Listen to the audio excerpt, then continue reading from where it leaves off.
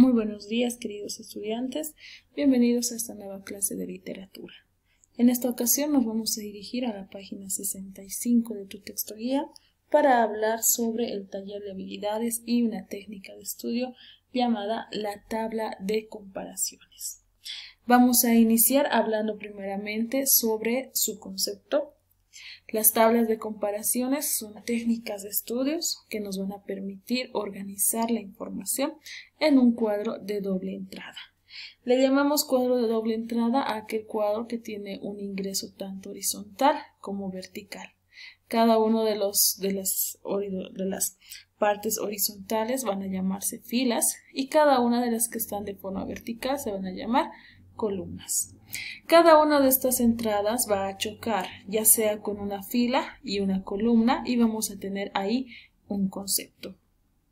Los conceptos que utilizan las tablas de comparaciones tienen que ser conceptos cortos de lo que estamos comparando, ¿no?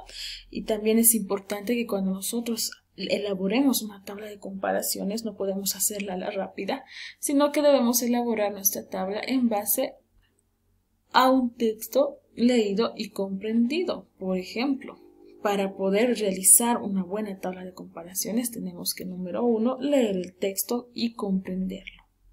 Número 2, identificar los conceptos más importantes de ese texto. Número 3, señalar los aspectos que se deben comparar. No puedo comparar todo, tampoco puedo comparar nada, sino que tengo que escoger qué aspectos quiero comparar de ese texto que acabo de leer. Y por último, construir afirmaciones sobre los elementos comparados.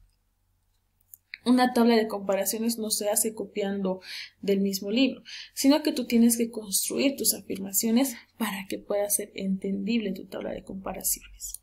Tenemos un ejemplo dentro de lo que es nuestro libro de literatura y tenemos ahí lo que es una comparación entre los libros de caballería y las novelas de picaresca. Entonces vamos a comparar estas dos que hemos avanzado en la unidad 1 y vamos a comparar qué cosas, la época a que pertenecen, qué obras representativas tenemos, quiénes son sus autores destacados, cuáles son las características del protagonista y qué tipo de narración está utilizando, ¿no? En este caso, los libros de caballería le pertenecen del siglo XII al siglo XV, las novelas de la picaresca le pertenecen al siglo XVI hasta el siglo XVII. Mira que estamos poniendo cada uno donde corresponde y las estamos comparando. ¿Qué obras representan a los libros de caballería? El Cantar de Mio Cid, el Cantar de los Nibelungos, la historia de los reyes de Bretaña, etc. ¿Cuáles son las obras que representan a las novelas de picaresca? El Lazarillo de Tormes, La vida de Buscot y Don Quijote de la Mancha.